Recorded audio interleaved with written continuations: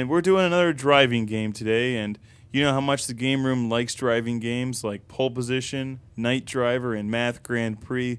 Well, today we've got F-1 World Grand Prix for the Dreamcast, and it's pretty much like the other ones we mentioned for the Atari, except without the annoying math and worse graphics.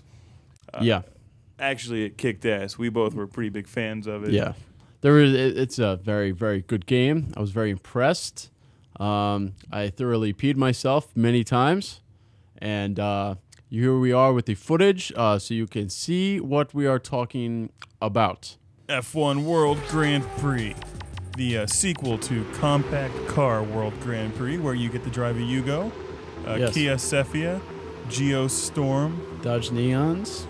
was that Plymouth Breeze? Yes. Yeah, no, that's the real game. This game is for pussies. Yeah, exactly. I believe. Right. I believe. I agree. The third installment is bringing out the Dodge Caravan. The MPVs, Pathfinders, that sort of thing. And tricking them out and rolling up G-style through Compton. Seriously, gold rims make a Ford Windstar go faster. Yeah. And that guy, he's carrying a 45 in this car, so that's cool. You know, that guy's all right, but everybody else is pretty much weak. The problem I have with F1 racers, if you see right there, is there's no place to put a cold 40. They have no cup holders. That 45 is taking up all the room. You know what I'm saying? I mean, if he didn't have that 45 there, he could put a 40 ounce. Yeah, this is F1 World Grand Prix, a really good-looking game. They have different. Yeah, I agree. It's a pretty sweet-looking game. It could be better, but this is a first-generation Dreamcast game from over in Japan that they just translated and brought over here about a year and a half later. You can see here the weather effects are very cool.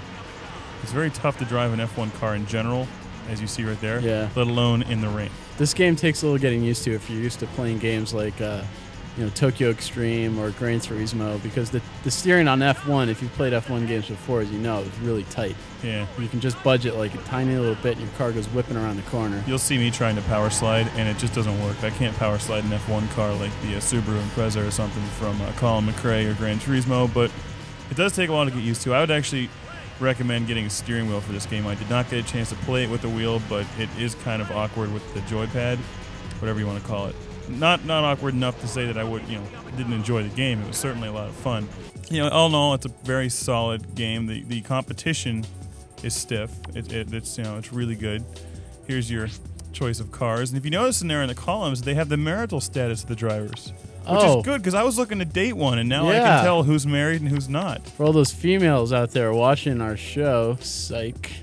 They have about 16 different tracks, all of which are very good.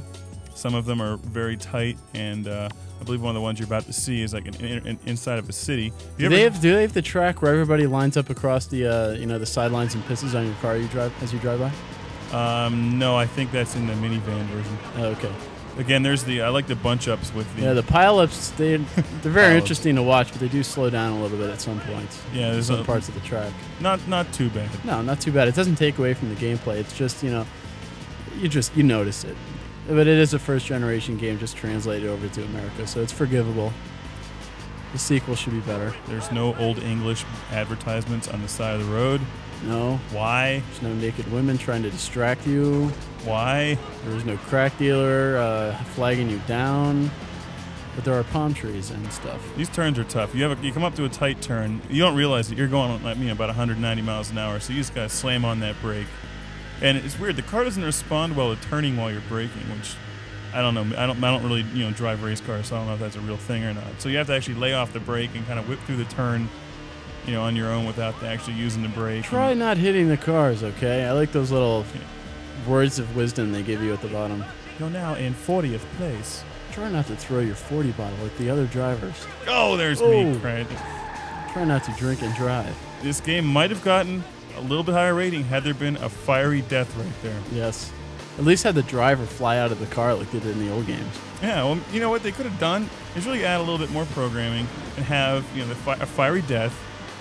First person view, your body goes flying down the trackway. Maybe you get run over by one or two more cars, a la Ben-Hur or something. A giant squirrel stomping through your racetrack and stomping you. Or that. Then the ambulance would come out, and you could play like the ambulance level where you have to keep hitting the button to keep your heart rate going, else you die and hence lose the game. That's very interesting. Then we could take it a little bit further, like the Days of Thunder game, where then you get to go to the hospital and try to pick up the doctor, And then Have you a can do the wheelchair, wheelchair race. in the hospital. All right. Hey, there Sounds you like go. a good idea.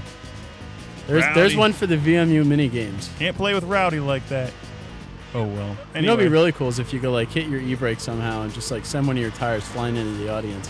That'd be a good side game. maiming How people. many people can you whack out with this tire? Well, also, like, all right. Well, that's enough ideas for the developers. I'm sure that you're already running around working on the minivan game. Yeah.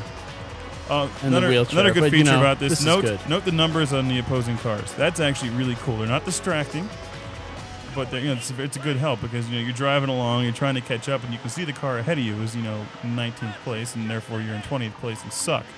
So you have to catch up to them. So your career mode is very interesting. It takes a while. Yeah, it's a long. You can actually make this game super long because you can Full season. super. You can Well, you can also have 12 laps. You can do 24 laps, and it has the option to have the real weather that the race took place in, and this is from the 1998 season. So if there is a day when it was raining cats and dogs, Quite detailed. then you would have, you'd be able to run a race in a day when it was raining cats and dogs, which do clog up your windshield wipers with fur when they impact your car. I can imagine. I haven't sensed this much adrenaline since pole position. Easily. And since this giant hamster started attacking Earth. Watch out. That caused some adrenaline. That was pretty scary. Hide the kids. If you've ever been attacked by a giant hamster, you know what I'm talking about. It's not the prettiest thing in the world. They kind of claw you a little bit. They don't they really kick bite you off. around. They bat you around in their little paws. They you don't know what I bite mean? off any limbs. They're not No. that strong, but they're just kind of like they gnaw at your feet when you're sleeping, and you Yes. run away from them, and they'll steal your food. And They will destroy you easily.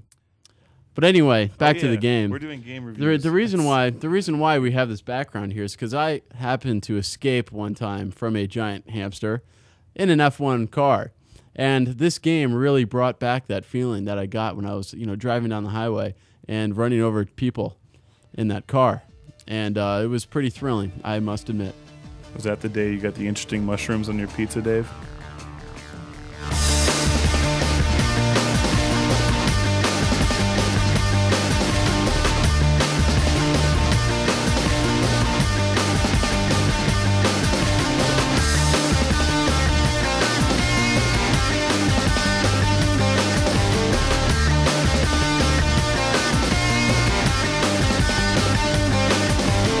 I want to bring up something now. Bleem, this Bleem thing. Yes. I don't know much about it. I'm going to look into it.